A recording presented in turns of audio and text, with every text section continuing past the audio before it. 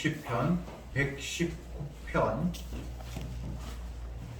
121절부터 128절까지 교독하겠습니다. 121절에 내가 공과 의를 행하여 싸우니 나를 압박자에게 붙이지 마옵소서. 주의 종을 보증하사 복을 얻게 하시고 교만한 이가 나를 압박하지 못하게 하소서. 내 눈이 주의 구원과 주의 의로운 말씀을 사모하기에 피곤하니이다. 주의 인내하신 대로 주의 종에게 행하사 주의 주례로 내게 가르치소서. 나는 주의 종이오니 깨닫게 하사 주의 정글을 알게 하소서. 저희가 주의 법을 다하여 싸우니 지금은 여호와 일하실 때이다. 그러므로 내가 주의 계명을 곧 정금보다 더 사랑하나이다. 그러므로 내가 범사에 주의 법들을 바르게 여기고 모든 거짓 행위를 미워하나이다. 아멘. 오늘 본문은 히브리어 알파벳 16번째 아인으로 시작되는 구절들로 채워져 있습니다. 굳이 이 본문의 내용들을 한마디로 요약한다면 언약 성취만을 갈망하는 시인의 마음, 하나님의 약속하신 대로만 되어지기를 소망하는 시인의 마음을 표현하고 있다. 저는 그렇게 보았습니다. 하나님은 말씀하시고 그 말씀하신 대로 이루시는 분이기에 성도는 그 말씀에 주목할 수밖에 없습니다. 만물이 말씀으로 지음받았고 말씀으로 움직이고 말씀하신 대로 결론이 나도록 되어 있기 때문에 성도라면 하나님이 무엇을 말씀하셨는가에 관심을 기울일 수밖에 없습니다. 그런데 마귀는 하나님의 말씀을 자꾸만 혼란스럽게 만들죠. 처음에는 하나님의 말씀을 이야기하는 것 같다가 그 말씀을 혼잡하게 만들어버려요. 예수님을 시험했던 마귀가 성경 구절들을 들어서 예수님을 시험한 것도 그냥 하나님의 말씀과 전혀 상관이 없는 것을 시험한 건 아니잖아요. 말씀을 가지고 시험을 했죠. 근데 그 말씀이 원래의 의도와는 다른 쪽으로 흐려버리기를 원하는 그런 의도를 가지고 마귀는 하나님의 말씀을 도용했다. 이렇게 규정할 수 있습니다. 우리는 하나님이 말씀하셨고 그리고 그 말씀하신 대로만 움직여지는 세상 속에 놓여 있음을 한순간도 잊어버리면 안 됩니다.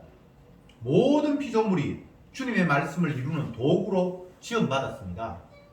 긍휼의 그릇과 진노의 그릇 두 가지로 나눌 수 있습니다. 그것이 천국과 지옥입니다.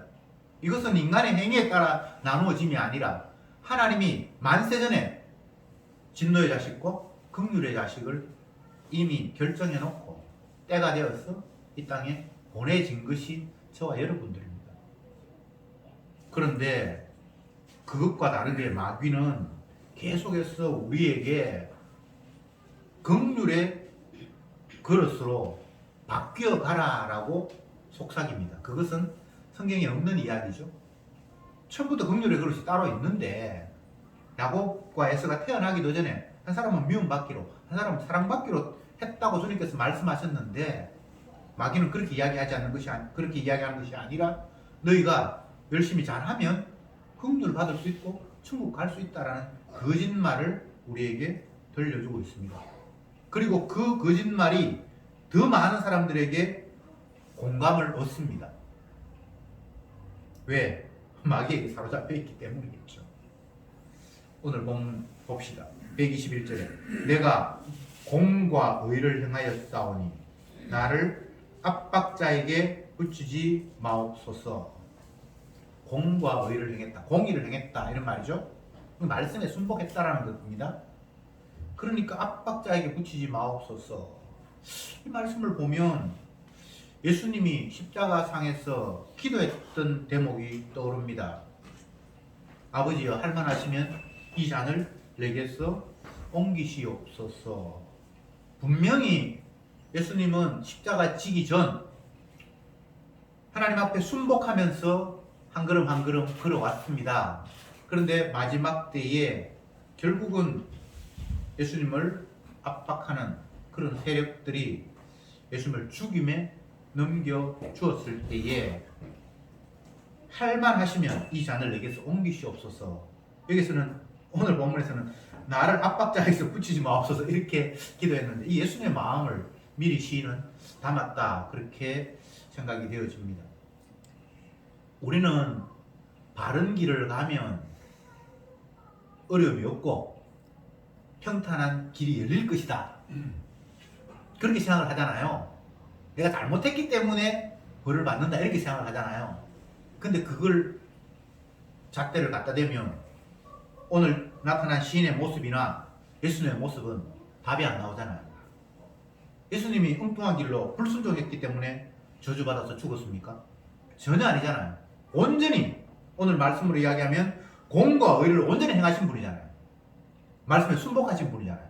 근데 그의 마지막은 저주, 심판, 죽음이 떨어졌다 이 말이죠. 그러니까 우리가 아는 선악 개념은 다 가짜고 엉터리예요.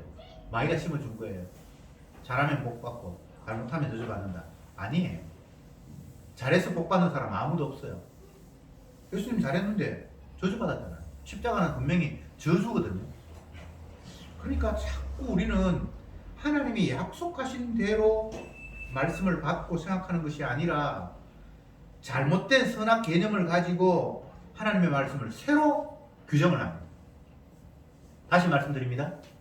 성경은 인간이 잘해서 복 받는 게 없습니다. 잘해서 복 받아야 되면 예수님은 잘했는데 십자가 치면 안 되잖아요. 그렇잖아요. 그래서 잘해서 복 받는 것도 아니고 잘못해서 저주받는 것이 아니라 하나님이 하시는 일을 보여주기 위해서 주님은 이렇게도 활용하시고 저렇게도 활용하실 뿐입니다. 그리고 복은 인간의 행위와 연관된 것이 아니라 예수님의 행위와 연관이 되어 있습니다. 로마서에서는 하나님의 의를 생각하지 않고 자기의 의를 자꾸 세우려 한다. 그게 마귀에게 사로잡힌 자의 모습이다. 하나님이 이루신 의가 있는데 자꾸 지가 지 행위 잘해서 의를 이루려고 한다는 거예요. 그러다 보니까 주님이 이루신 십자가의 의는 물러가 버리고 내 잘한 걸 자꾸 자랑하게 되는 거예요. 마치 서기관의 바리새인처럼 나는 일에 2번 금식하고 11조하고 구제하고 기도하고 예수님이 지금 이루실 의가 있는데 그거에는 관심이 없고 내가 열심히 했잖아요 라고 자기의 의에 관심을 기울이는 거예요. 그게 마귀의 전략 안에 확 빠진 겁니다. 인간들이 신앙이라는 사람들이 간증한다고 하면서 하는 이야기가 다 자기 의 자랑이잖아요.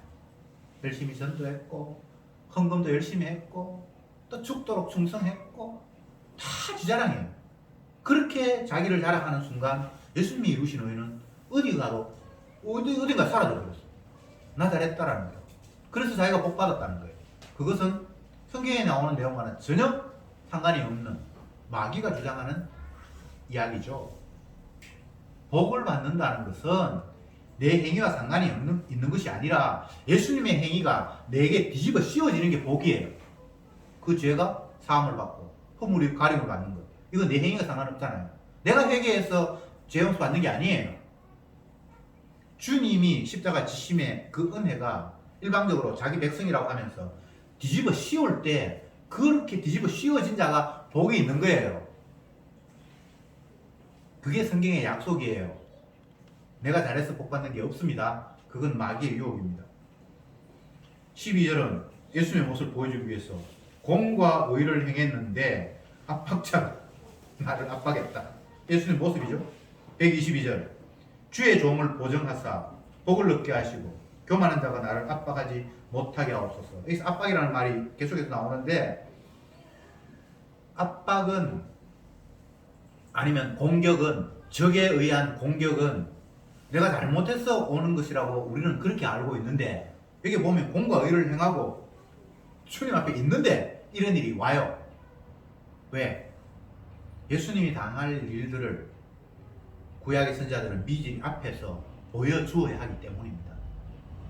우리는 자꾸만 복과 저주라는 것을 생각을 하면, 복은 보너스 같이 굉장히 나에게 좋은 것이고 저주는 나를 고통스럽게 하는 거니까 복은 원하고 저주는 피하고 싶은 생각이 있잖아요. 그래서 저주 안 받으려고 열심히 살잖아요. 수고하고 애를 쓰잖아요. 그 말상 자체가 잘못된 거예요. 열심히 공과 의를 행해도 압박자가 나를 압박해요. 왜? 주님이 하신 일을 보여주는 도구로 우리는 살아가는 것 뿐이지, 내가 뭘 잘했어, 뭐 어떻게 혜택을 입고 잘못했어 혜택 안 입고, 그건 오로지 나에게만 관심이 있는 마귀의 전략에 온폭 빠져 있는 거예요. 나의 모습은 울 때도 있고 웃을 때도 있고, 주님께서 나를 병들게 하겠다가 치료했다가 이거 나 잘 되라고 내 좋으라고 한 게 아닙니다. 하나님이 하신 일을 보여주기 위한 도구로 나를 사용하고 있어요. 사도 바울은 어떻게 표현했습니까? 내가 풍부에 처하기도 하고 빈곤에 처하기도 하고, 지가 잘했을 때 풍부, 잘못했을 때 빈곤이 아닙니다. 하나님이 하신 일 가운데 때로는 자를 높이기도 하고 낮추기도 하고, 주님이 하신 일을 보여주기 위해 자기는 그렇게 흘러갔다는 겁니다.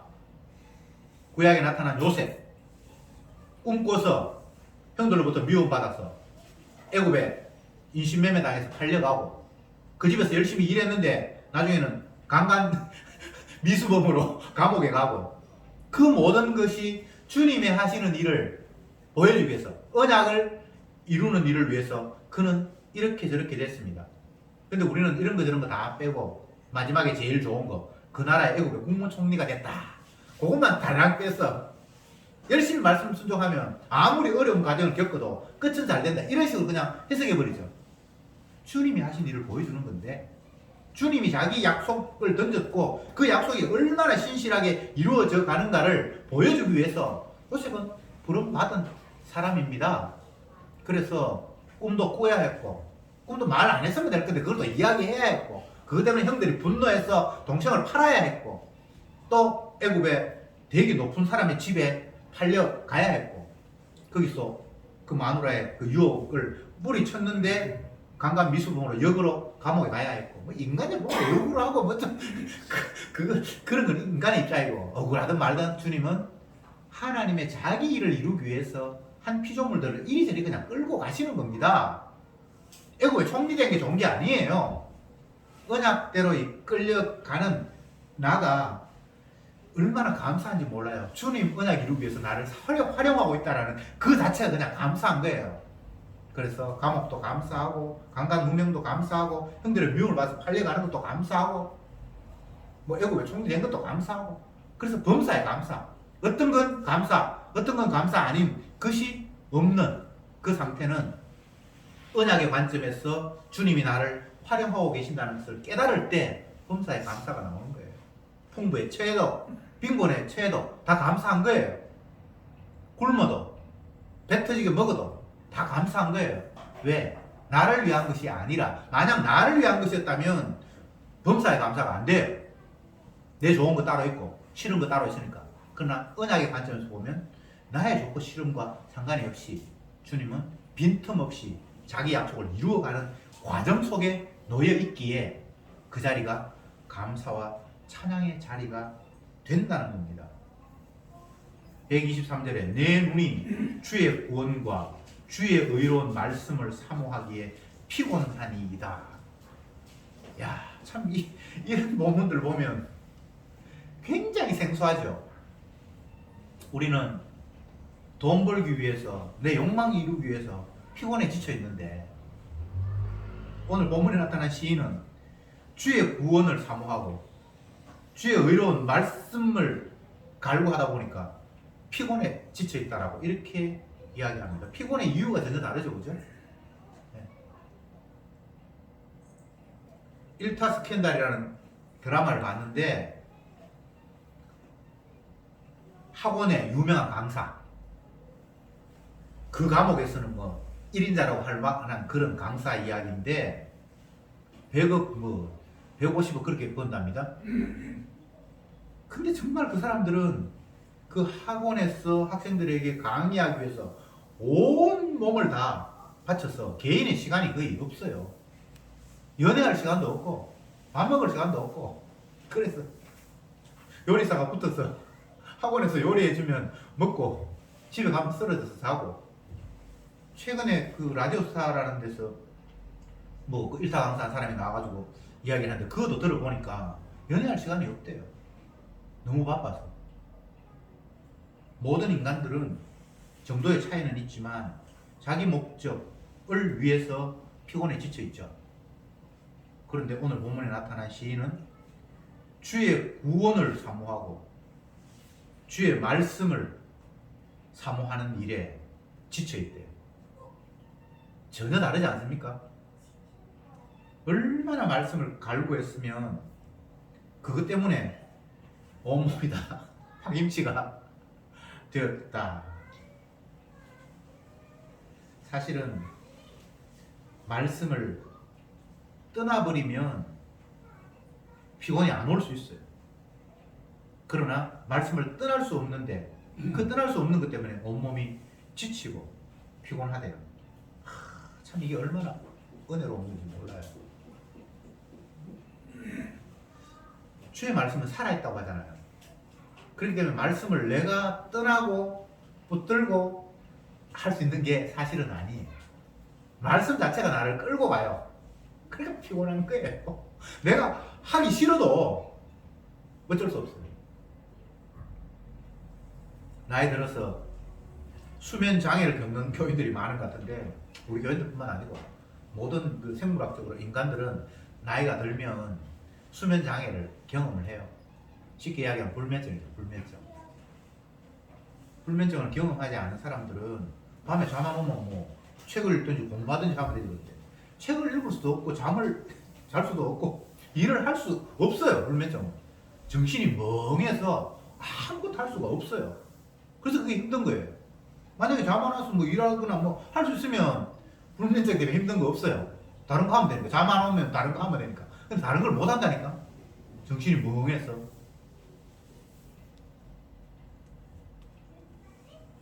우리는 내가 뭔가 마음대로 하는 것 같은데 사실은 마음대로 할 수 있는 게 아무것도 없습니다. 마귀가 우리를 조종하고 성령이 우리를 이끌어가고. 제가 말씀 이야기하면서 이 본문에 나타난 시인은 그걸 사모해서 피곤하다라고 얘기했는데 자기가 사모한 게 아니라 말씀이 그를 끌고 가기 때문에 어쩔 수가 없어요. 이게 얼마나 감사한 일입니까? 주님 앞에 끌려가면서 피곤한 인생, 피하고 싶은데 도망가고 싶은데 거기도 말씀이 나를 따라붙이고 어떻게 할 수가 없는 거예요. 이게 하나님의 말씀이 살았고 운동력이 있음을 경험하는 성도들의 복 가운데 하나입니다. 내가 말씀을 지켰네 안 지켰네 이건 사실은 주객이 완전히 전도된 거예요. 말씀이 나를 주관하고 계십니다. 말씀이 나를 이끌어 가세요. 그래서 나의 심령, 관절, 골수를 찔러 쪼갠다고 했습니다. 내가 말씀을 가만히 생각해 보니까 내가 죄인이네 이렇게 되는 게 아니고 말씀 자체가 나를 죄인으로 폭로시켜버려요. 이게 지금 바뀐 거예요. 여러분들이 성경을 읽고 하나님 말씀을 자꾸 생각해 보니까 내가 그제서 죄인인 줄 깨달았다. 이거 거짓말이에요. 그런 게 아닙니다. 말씀이 우리를 쥐고 흔들고 나를 완전히 버선을 뒤집어서 양말을 반대로 뒤집어서 까듯이 주님의 말씀이 나를 뒤집어 버려요. 그 상태가 123절에 말씀하는 주의 말씀을 사모하기 피곤하다는 표현입니다. 124절 주의 인자하신 대로 주의 종에게 행하사 주의 율례로 내게 가르치소서. 여기도 계속 주도권이 말씀에 있습니다. 주의 인자하신 대로, 이 말씀이 인자죠. 주의 종에게 행하사 주의 율례로 내게 가르치소서. 주도권이 말씀에 있습니다. 신약으로 이야기하면 예수님께 주도권이 있습니다. 그래서 그분이 나를 말씀으로 인도하실 때만이 하나님의 율례가 살아있고 이것이 죽은 말씀이 아니라 살아 움직이는 말씀이다라는 것을 고백할 수밖에 없습니다. 말씀대로 되는 세상, 요한복음 1장에서 말씀이 육신이 되어 이 땅에 오셨다 이렇게 이야기하고, 만물이 주로 말미암아 시작이 되었고 주님의 말씀대로 움직이고 말씀대로 끝이 난다라고 성경이 이야기하고 있습니다. 그래서 이 세상은 말씀으로만 이끌려져 가는 세상입니다. 그 말씀에서 단 하나도 벗어나는 세상은 있을 수가 없습니다. 참치 한 마리가 시장에서 거래되는 게 주님의 허락 없이 안 된다라고 얘기했을 때, 그것이 바로 말씀에 의해서 움직여져 가는 세상의 모습을 그런 식으로 표현을 했습니다. 그러기에 자꾸 헛된 거 꿈꾸지 마세요.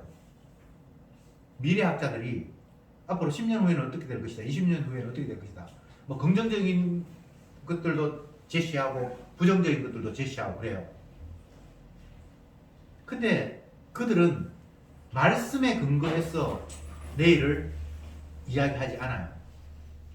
지난 역사들을 다 수집해서 요약해 보니까 내일은 이렇게 될 것이다 라고 생각을 하면서 안을 제시하죠.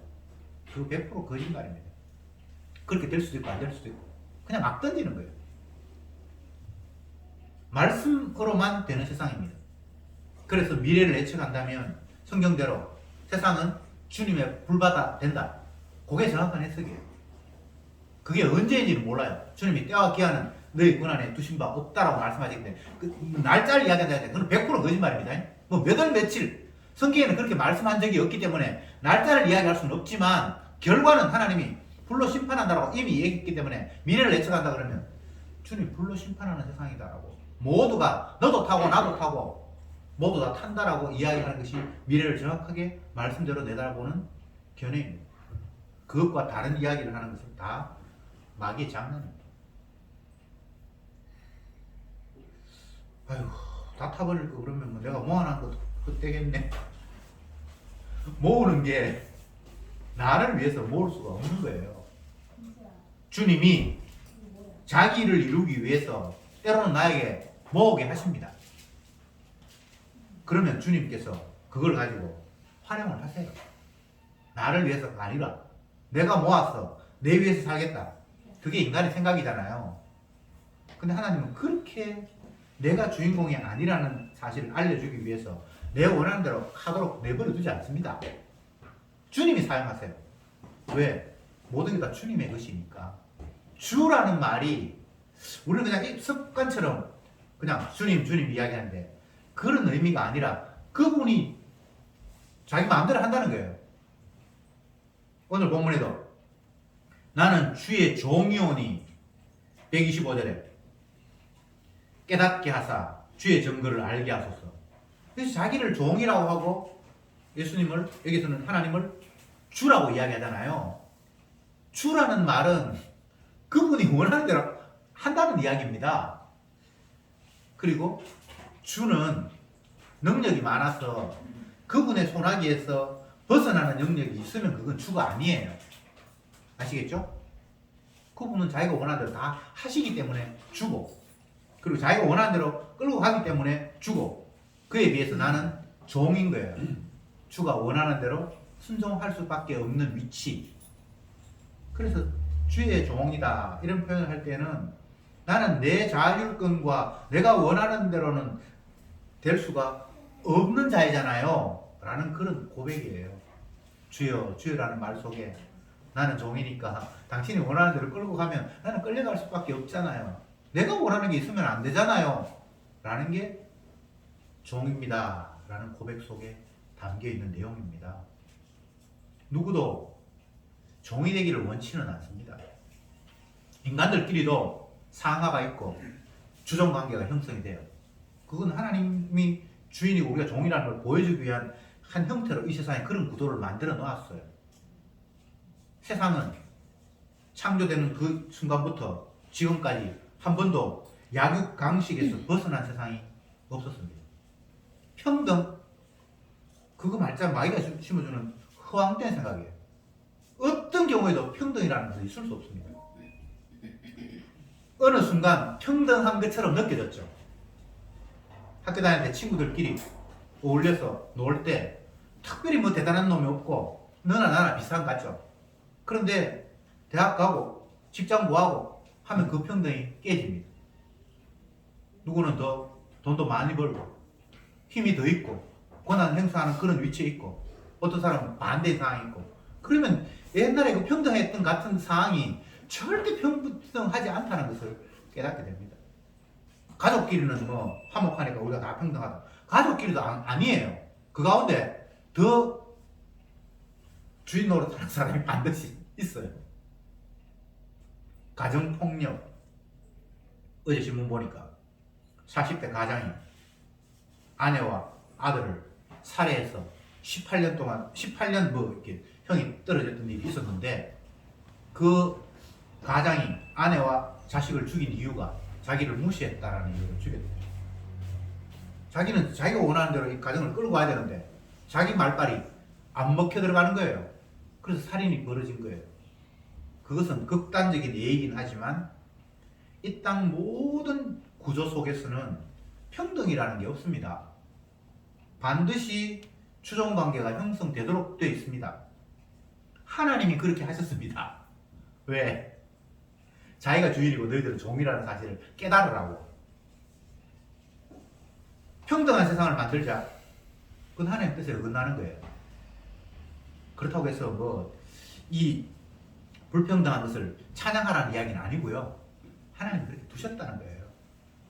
그래서 권세에게 복종하라 그런 말씀이 있죠. 하나님이 권세를 주셨다는 거예요. 물론 뭐 불의한 권세에 복종하는 건 아니고요. 나라의 주권자들에게 복종하라. 질서를 잡기 위해서 그들이 뭔가를 행할 때 그냥 네 마음에 안 든다고 거스리는 거는 너 감옥 갈 일이다. 성경에 그렇게 돼 있어요. 그것을 왜 말씀을 하셨는가 하면 주님 앞에 너희들은 종이고 너희들이 아무리 하기 싫다 할지라도 주가 명하셨다면 너희들은 거스릴 수 없는 구도 속에 놓여 있음을 보여주기 위해서 이 땅에서 그런 구도를 만드신 거예요. 그러니까 항상 이 땅에 있는 것, 잠시 있다 사라져버릴 그림자와 같은 이것들을 통해서 실상을 늘 볼 수 있어야 되는 거예요. 이 그림자의 세상을 내가 바꾸리라. 그건 의미 없는 일입니다. 바뀌지도 않고 바꿀 필요도 없고 그림자와 같은 이 세상을 보면서 실상을 바라볼 수 있으면 그게 은혜예요. 그림자가 필요했기 때문에 그림자를 두신 거예요. 잠시 있다 사라져버릴 것이지만 그것이 기능이 역할이 있기 때문에 하나님께서 두신 거예요. 그러니까 그 주님의 의도를 제대로 파악한다면 그림자를 그림자로 바라보면서 실상을 보게 되겠죠. 나는 주의 종이오니 깨닫게 하사 주의 증거를 알게 하옵소서. 그래서 깨닫게 되기를 원하는 것은 무엇입니까? 내가 이제 깨달아서 종이 아니라 주인이 되기를 원하는 겁니까? 그건 아니죠. 세상에서는 내가 가지지 못했고 배우지 못했기 때문에 지배받고 종의 위치에 살아간다. 그러니까 이제는 이게 싫어서 내가 열심히 배우고 노력해서 내가 주인의 자리에 가야지. 이게 세상에서는 가능한 일이에요. 그러나 주님과 우리의 관계에서는 그런 게 아닙니다. 절대 그런 일이 있을 수 없습니다. 영원히 그분은 주인이고 나는 종이에요. 근데 여기서 보면 나는 주의 종이오니 깨닫게 하사 라고 이야기를 하면 인간적으로는 깨닫게 해서 이제 더 이상 종이 아니라 내 스스로 판단할 수 있으면 좋겠다라는 이런 식으로 넘어가는데 여기는 깨닫게 해서 주의 증거를 알게 해달라는 거예요. 주님이 무엇을 기뻐하시면서 어떻게 나를 인도해 가시는지를 내가 배우기를 원합니다. 끝까지 종의 위치에 있는 거예요. 깨달아서 더욱더 자기의 위치, 나는 종이라는 사실을 확인하는 것. 이게 사실은 은혜 가운데 있는 성도의 모습이죠. 126절에 저희가 주의 법을 폐하였사오니 지금은 여호와의 일하실 때니이다. 지금 시인은 하나님의 말씀이 제대로 시행되지 않는 하나님의 말씀이 개무시되는 세상 속에 놓여 있습니다. 악이 횡행하고 하나님의 법을 무시하는 인간들이 큰 소리치는 그런 세상. 늘 그래왔죠. 예수님 십자가 당시에 달리실 그 당시에도 거짓 선지자들이 거짓 제사장들이 자기들이 제사장이라고 하면서 자기의 권한을 가지고 참 하나님을 죽이는 일을 스스럼지 않았잖아요. 이방의 권력을 업고. 그게 주의 법이 폐하진 상황이고, 그럴 때 주님 앞에 기도하기를 이 시인은 빨리 여호와께서 일하셔서 주님 뜻대로 제대로 이루어 주십시오라는 이런 강구를 했습니다. 성도의 간절함은 늘 이거예요. 주님 말씀대로 이루어 주십시오. 하박국이 주여 수년 내에 부흥케 하옵소서. 빨리 주님 말씀대로 온전히 이루어지기를 원합니다. 늘 성도는 이런 가운데 놓여 있어요. 그래서 나의 평안, 나 이제 종이 되는데 주인으로 바꿔주십시오라는 이런 갈급함이 아니라 주님 말씀대로 돼야 되는 세상인데 지금 현재까지는 지금 뭔가 말씀이 안 이루어지는, 말씀이 막히는 같은 그런 답답함 속에서 빨리 주님 말씀대로 이루어 주시옵소서라는 그런 기도입니다. 이것은 말씀대로 안 이루어지는 것에 대한 분노가 아니라 말씀대로만 되는 세상이잖아요 라고 다시 한번 하나님 앞에 고백하는 모습이에요. 지금 이 순간은 말씀과 전혀 다른 상태로 흘러가는 것 같지만 결과적으로는 말씀대로 됩니다. 그렇잖아요, 주님. 그런 고백이 이런 표현 속에 담겨 있는 내용입니다. 27절에 그러므로 내가 주의 계명을 금 곧 정금보다 더 사랑하나이다. 여기에서는 하나님의 말씀과 이 땅의 가장 귀한 금을 비교하면서 비교 우위로 하나님의 말씀을 표현하는 것 같이 들릴 수 있지만 그렇게 읽을 것이 아니라 하나님의 말씀의 위대함은 세상 그 무엇과도 견줄 수 없는 절대적인 것이라는 사실을 이런 식으로 표현할 수밖에 없었어요. 우리는 이 본문을 보면서 이것과 견주어서 이거보다 낫다 이런 식으로 비교 우위라고 생각하는데 이렇게까지 밖에 표현을 못해요. 절대적인 것을. 그냥 절대적인 것 하나만 딱 이야기하면 그게 귀한 줄 모르잖아요. 그러니까 세상에 뭐 금은 보아 가장 귀하다라는 것과도 비교할 수 없을 만큼 중요한 하나님의 말씀. 성경을 보면 우리가 잘 이해 안 되는 것 중에 많은 것들이 자꾸 땅의 것과 비교하면서 더 낫다라고 이렇게 표현하는 걸 보면서 사람들이 하늘나라를 그래 그보다 더 좋은 거겠지 라고 이렇게 추측하고 예상을 해요. 내가 본 천국 옛날에 한참 유행할 때 그렇지 완전 히트 쳤죠.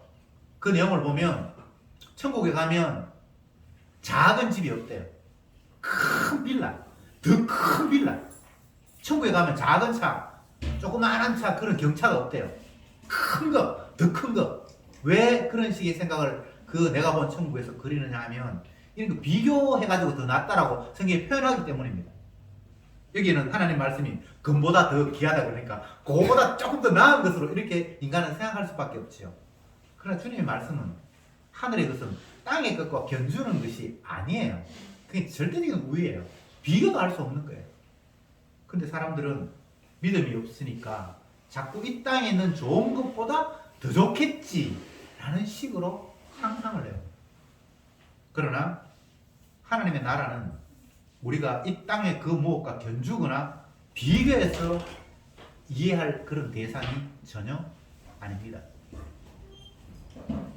이사야가 표현하기를 하나님은 내 생각은 너희 생각과 다르며 내 길은 너희 길과 달라서 동이 서에서 먼 것 같이 그렇게 차이가 난다. 하나님과 인간을 그렇게 비교했어요. 동쪽하고 서쪽은 정반대잖아요. 하나님의 생각과 인간의 생각은 정반대예요. 동이 서에서 먼 것처럼 전혀 다르다는 거예요. 내 생각이 너희 생각과 다르면 내 길은 너희 길과 다르다는 거예요. 인간은 지가 좋은 것, 훌륭한 것, 귀한 것 다 뽑아서 하나님이 요것도 인정하겠지. 하나님이 이런 분이겠지. 선한 분, 좋은 분, 사랑 많은 분, 인간의 좋은 개념 다 끌고 모아서 합쳐서 그게 하나님이라고 이렇게 말하고 싶잖아요. 근데 주님이 그런 분이 아니거든요. 사랑이 하나님이라고 해요. 근데 성경을 쭉 보면 애굽의 모든 장자를 다 죽이시는 하나님. 이스라엘 백성들이 가나안 땅에 들어가는데 그 가나안에 많은 사람이 살고 있는데 다 진멸하시는 하나님. 이걸 사랑하고 어떻게 연결하지? 분명히 성경에 사랑이 하나님이라는 표현이 있어요. 근데 그게 인간이 이해하는 사랑과는 다른 거예요.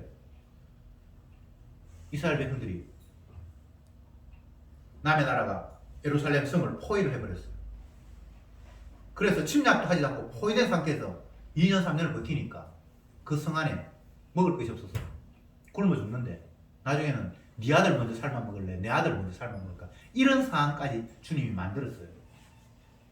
그게 사랑의 하나님일까요? 지금도 수많은 사람들을 멀쩡하게 잘 살고 있는데 어느 날 갑자기 포탄이 떨어져서 죽고 지금 우크라이나에서 그런 사태 계속 벌어졌잖아요. 어떤 신문에는 보니까 미국에서 제공해준 조그마한 미사일 사람이 어깨 하나에 딱 이렇게 메고 쏠 수 있는 그 방사포라는 게 있는데 그걸 쏴가지고 탱크를 부쉈다는 거 신문에 또 가난하게 났어요. 그럼 탱크 부서지면 그 안에 러시아 병사 어떻게 됩니까? 그 모든 일이 주님의 손에 의해서 진행이 되고 있는 거예요. 사랑의 하나님이라고 하기에는 우리의 상식으로는 그 사랑을 거기 갖다 붙이기가 뭔가 아우가 맞지 않죠. 그래서 성경에 나타난 개념 자체가 인간이 선학적으로 이해하는 그런 국어 사전적 단어와는 달라도 너무 달라요.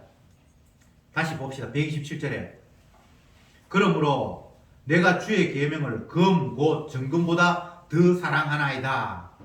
이게 주의 계명이 금보다 더 귀하다라는 비교 우위라고 그렇게 생각하는 것이 아니라고 제가 얘기했잖아요. 하나님 말씀 사랑한다. 이 사랑도 우리의 사랑 개념과는 또 다른 개념이에요. 그 말씀 안에 사로잡혀서 내가 어찌할 수 없는 그 말씀 안에서 헤엄칠 수밖에 없는 그런 상태가 됨을 시인은 땅에 있는 은으로 이렇게 그냥 표현했을 뿐이에요. 이 이상으로 어떻게 뭐 표현할 방법이 없어요. 주님의 말씀 나를 사로잡아서 나는 그 말씀 안에 지금 허우적거리면서 춤추고 있네요 라는 이런 표현이란 말입니다. 그래서 그것이 주의 말씀을 사모하기에 내가 쇠하였다라고 그렇게 표현하기도 하고 정금보다 더 주님 말씀을 사랑한다고 이렇게 표현하기도 하고 근데 이게 땅의 개념으로 비교 우위가 아닌 지쳐도 내가 애쓰니까 지친다 그런 개념이 아닌 그냥 말씀 앞에 휘둘려서 살아가니까 내가 어떻게 할 수 없는 이 상황을 말씀을 피곤했다고 표현하고 주의 말씀을 정금보다 더 사랑하다고 표현하고 그냥 이렇게 표현한 것 뿐이라 이 말입니다. 마지막 절 그러므로 내가 범사에 주의 목도를 바르게 여기고 모든 거짓 행위를 미워하나이다. 여기에 바르게 여긴다. 거짓 행위다. 바름과 거짓, 참과 거짓을 비교하면서 주의 법은 바른 것이고 또 그것에서 벗어나는 건 다 거짓이다. 이렇게 참과 거짓을 나누고 있습니다. 인간이 바르다, 옳다, 틀렸다, 거짓이다 라고 생각하는 것과 오늘 본문에 나타난 시인이 이건 참이다, 이건 거짓이다 라는 그 구분의 기준은 완전히 달라요. 본문에 나타난 시인은 무엇을 참이라고 이야기하고 무엇을 거짓이라고 이야기합니까? 하나님의 약속만 참이에요. 그 나머지 다 거짓이에요.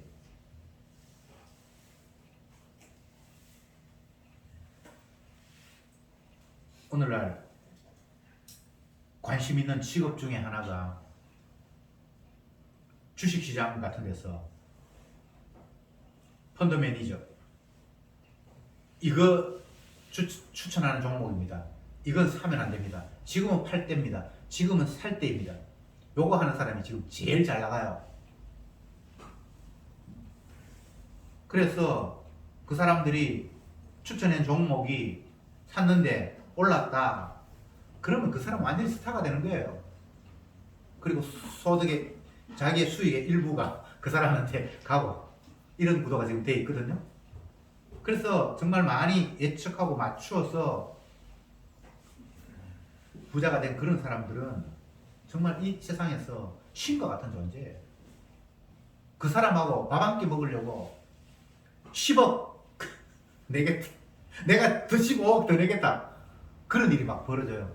물론 그 사람은 이웃 돕게 하기 위해서 내가 오늘 밥 한 끼 먹는데 가장 돈 많이 버는 사람하고 내가 밥 먹겠다. 그렇게 선언을 하면 10억, 15억. 그 사람이 그 15억, 10억 이런 게 거는 사람이 그 돈이 뭐 푼돈이어서 그런 게 아니에요. 그 사람하고 밥 먹으면서 내가 정보를 얻고 조언을 얻으면 내 밥 한 끼 10억, 15억보다 더 큰 이익이 있을 거라고 생각하면서 그 사람은 그 돈 벌고 가는 거예요. 보통 사람들은 상상할 수 없죠, 그죠? 밥 한 끼 먹는데 15억을 내고 그 사람하고 밥 먹겠다는 이유가 그 밥 먹으면서 1시간 동안 그와 대화하면서 나는 그에게 정보를 얻고 어떤 주식을 사면 어떤 것을 팔면 이런 걸 얻으면 15억이 이게 아까운 돈이 아니라고 생각하기 때문에 그게 나가는 거예요. 그리고 그들에게는 그 정도의 위치에 있는 사람이 참이고 진리고 신이에요. 근데 은약한테서 보면 그건 은약이 아니잖아요. 돈 버는 게 약속입니까? 만약 돈 버는 게 약속이라면 그걸 옳다라고 인정할 수 있어요. 근데 돈 많이 버는 게 하나님의 약속은 아니잖아요. 하나님이 재물 얻는 능을 주사. 구약에 이런 표현이 있어요. 야곱이 가는 곳마다 부하였더라. 이런 표현이 있어요. 우물을 팠는데 계속해서 물이 나왔더라. 이런 표현이 있어요. 사막에는 땅 판다고 물 안 나옵니다. 그러면 사막이 아니지. 그렇잖아요. 우리나라 같은 경우에는 샘을 뭐 몇 메타 파면 웬만하면 물이 나온대요. 여기 물이 흔한 지역이에요. 근데 이스라엘 백성들이 사는 그 가나안 땅은 사막이에요. 사막이라는 말이 뭡니까? 물이 무진장 귀한 모래 덩어리라는 거 아닙니까? 그런데 이삭이 땅을 팠는데 가는 곳마다 우물이 나왔더라. 이런 표현이 있어요. 재물 얻는 능을 주사 이런 거하고 똑같은 표현이에요. 지가 아이디어가 좋아서 여기 하면 물이 나오겠다. 그런 것 때문에 물이 나오는 것도 아니고요. 재물 얻는 능을 주사라니까 그 사람이 뭐 아이디어가 좋아서 돈을 버는 게 아니에요. 요즘 제가 읽고 있는 책 중에 제목이 이런 게 있어요. 돈의 심리학인가? 책이 한 400 몇 쪽 되는데 어떻게 하면 돈 벌 수 있냐라는 그런 이야기를 쫙 써놨는데 참 기가 차요. 말도 안 되는 소리인데 그게 엄청나게 팔리는 책이에요. 왜? 모든 사람들이 돈 벌기를 원하니까. 근데 오늘 말씀 보면 돈을 버는 게 언약이 아니잖아요. 그러니까 이 본문에 의하면 그건 거짓행위고 미워해야 될 이야기인 거예요. 부지런히 일하라고 했어요. 땀을 흘려야 된다고 했어요. 그건 맞아요. 땀을 흘려 없으니까 부지런히 일하고. 근데 그게 돈을 많이 벌기 위한 것이 되면 벌써 하나님의 의도와 어긋난 거예요. 이마에 땀이 흘러야 제가 죄인인 줄 알아요. 그 땅에서 늘 결핍을 느껴야지 내가 죄를 범했구나, 선악과 따먹었구나를 고백하게 돼요. 뭐 해산하는 수고, 나이 들어서 무슨 해산하는 수고가 있나 젊을 때 그런 의미가 아니에요. 물론 젊을 때는 해산하는 게 수고지만 나이가 들어서는 그 해산한 그 아들에게 얽매여서 그 자녀에게 얽매여 살아가는 게 해산하는 수고예요. 남자는 그런 마음 없어요. 지가 배 아파서 안 낳았으니까.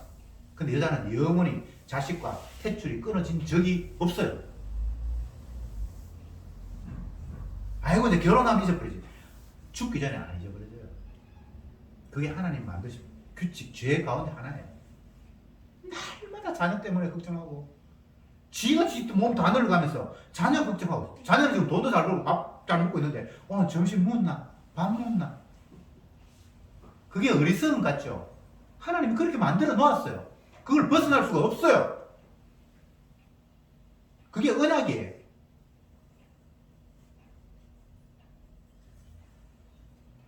참과 거짓을 나누는 기준이 하나님의 약속에 있어요. 하나님의 약속이 아니면 그건 어떤 말이라도 나한테 유익하던 말은 그건 다 거짓이에요. 하나님의 말씀이면 아멘이에요. 그게 나를 찌르는 이야기든 나를 망하게 한다는 이야기든 기분 나쁜 이야기든 독사의 새끼들아 인간을 향해서 그게 기쁜 소식이에요. 그게 참이에요. 이 구더기 같은 야고가 지렁이 같은 야고가 이게 주님의 약속이기 때문에 그게 기쁜 소식이에요. 그게 참이에요. 인간을 위로해야 되고 격려해야 되고 늙어서 힘이 없어 다 죽어가는데 아이고 어디 아픕니까? 이런 말을 물으면 안 된대요. 그러면 더 힘 빠진대요. 아이고 오늘은 좀 젊어 보이시네. 이렇게 얘기를 해야 된대요. 사람을 기분 좋게 하는 이야기가 언약입니까? 그러니까 거짓이고요. 그건 아무리 생생해도 내일 일을 알지 못한다. 너는 안개다. 잠시 있다 너는 사라져 버릴 것이다 라는 게 그게 참이잖아요. 그런데 그렇게 말하지 않고 아이고 네가 아직은 뭐 40년 더 살 건데 앞으로 네 장래가 촉망된다. 그건 거짓이에요. 어느 인간이 장래가 촉망이 됩니까? 다 멸망해야 되는데 주님의 용서가 없으면 아무것도 아닌데. 그래서 너는 죄인이기 때문에 멸망해야 한다. 그렇기 때문에 주님이 네 죄를 위해서 피 흘렸다는 소식에 관심을 가져야 된다. 이렇게 대화가 돼야 되는 거잖아요. 말씀의 결론을 맺겠습니다. 참과 거짓은 말씀을 기준으로 하는 것 외에 다른 것이 되면 안 됩니다. 아무리 듣기 좋은 소리라도 그게 언약이 아니면 그건 사기예요. 그런 이야기 들어서 어떡할 건데요? 사기꾼들이 얼마나 달콤하고 용기를 주고 기분 좋은 이야기를 하는지 몰라요. 그러니까 사기를 당하죠. 내가 듣기 좋은 이야기를 다 하니까 내가 원하는 바를 너무나 정확하게 내가 바라는 바를 알아서 그게 된다라고 이야기하는 게 사기꾼이에요. 근데 언약을 보면 내가 반길 수 있는 말씀이 아니에요.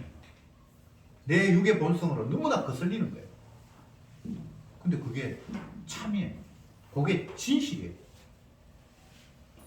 십자가의 도가 왜 사람들에게 어리석게 들리고 거슬립니까? 육의 관점에서 보니까 그게 싫은 거예요. 그러나 구원 얻을 백성들에게는 그것만이 유일한 주님의 참이고 능력이라는 거예요. 제발 기준도 될지도 않은 걸 가지고 그런 엉뚱한 잣대를 가지고 맞네 틀리네 그런 노름에 놀아나지 맙시다.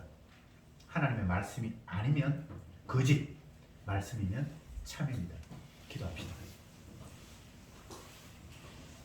주님, 오늘 이 시간도 말씀이 얼마나 귀중한가를 그리고 말씀하신 대로만 되어간다는 사실을 다시 한번 확인케 하시니 진실로 감사드립니다. 헛된 것 가지고 올래 그러네 복이네 저주네 늘 우리는 마귀의 유혹 속에 그렇게 살아왔습니다. 주여 주님의 약속 외에는 모두가 다 거짓임을 그리고 주님의 약속만이 참임을 날마다 순간순간 깨닫게 하옵소서.